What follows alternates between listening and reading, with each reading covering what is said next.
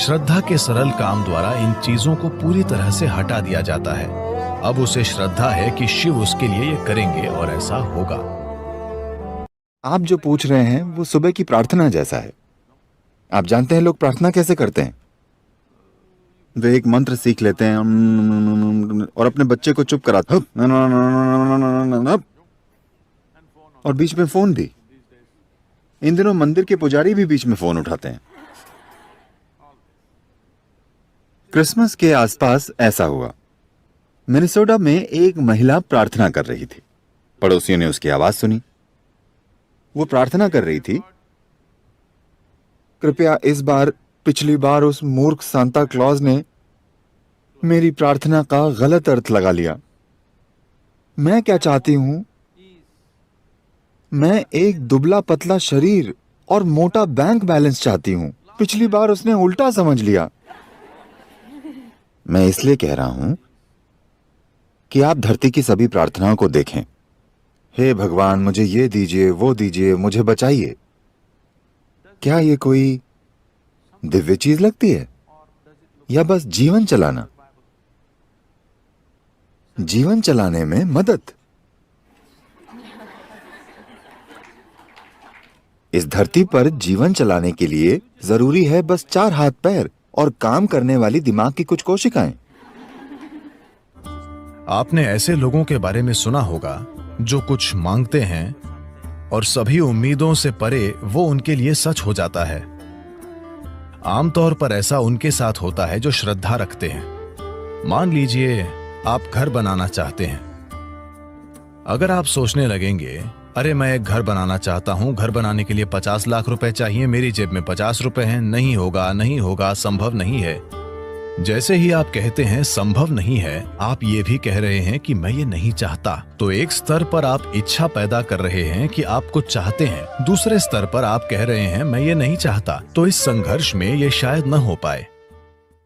कोई इंसान जो किसी भगवान या मंदिर में या जिसमें भी श्रद्धा रखता है, जो सरल मन वाला है। श्रद्धा सिर्फ उन लोगों के लिए काम करती है जो सरल मन वाले हैं। सोचने वाले लोग जो बहुत अधिक सोचते हैं, उनके लिए ये कभी काम नहीं करती। एक छोटे बच्चे जैसा इंसान जिसे अपने ईश्वर या अपने मंदिर में या जिसमें भी एक सरल श्रद्धा है, वो मंदिर में जाकर कहता है, शिव जी मुझे एक घर चाहिए, मुझे नहीं पता कैसे, पर आपको ये करना होगा। अब उसके मन में कोई उल्टे विचार नहीं है। क्या ऐसा होगा, क्या ऐसा नहीं होगा, क्या ये संभव है, क्या ये असंभव नहीं है। श्रद्धा के सरल काम द्वारा इन चीजों को पूरी तरह से हटा दिया जाता है। अब उसे श्रद्धा है कि शिव उसके लिए ये करेंगे और ऐसा होगा। तो क्या शिव खुद आकर आपका घर बनाएंगे? नहीं। मैं चाहता हूं कि आप समझें, ईश्वर आपके लिए छोटी उंगली भी नहीं उठाएंगे। जिसे आप ईश्वर कहते हैं वो सृष्टि का स्रोत है। एक निर्माता के रूप में उन्होंने जबरदस्त काम किया है, कोई प्रश्न नहीं है। आप इससे बेहतर सृष्टि सोच सकते हैं? अभी जो भी है उससे बेहतर सृष्टि की क्या कोई कल्पना कर सकता है? तो एक निर्माता के रूप में उन्होंने बेहतरीन काम किया है। पर अगर आप चाहते हैं कि जीवन आपके हिसाब से चले, क्योंकि अभी आपकी खुशी और आपकी खुशहाली की बुनियाद ये है, अगर आप दुखी हैं तो सिर्फ और सिर्फ इसलिए आप दुखी हैं कि जीवन वैसे नहीं चल रहा जैसे आप चाहते हैं। बस यही बात है। तो अगर जीवन आपके हिसाब से नहीं चलता तो आप दुखी होते हैं। अगर जीवन आपके हिसाब से चलता है तो आप खुश होते हैं। ये इतना सरल है। तो अगर जीवन को आपके हिसाब से चलना चाहिए तो सबसे पहले आप कैसे सोचते हैं? आपकी सोच में कितना फोकस है, आपके विचार में कितनी स्थिरता है और विचार प्रक्रिया में कितनी ऊर्जा है, इससे तय होगा कि क्या आपका विचार एक सच्चाई बनेगा या सिर्फ एक विचार रहेगा। ये इससे भी तय होगा कि आप उल्टे विचार बनाकर उस विचार के लिए रुकावट नहीं पैदा करते। Is something possible or not possible? Is destroying humanity. क्या ये हो सकता है या नहीं, ये मानवता को नष्ट कर रहा है। क्या संभव है और क्या असंभव, ये देखना आपका नहीं, प्रकृति का काम है। आपका काम है मनचाही चीज पाने के लिए मेहनत करना। अभी आप यहां बैठे हैं। अगर मैं आपसे 2 सरल प्रश्न पूछूं, मैं चाहता हूं कि आप बस सुने और उत्तर दें। आप जहां बैठे हैं क्या वहां से उड़ सकते हैं? आप कहेंगे नहीं।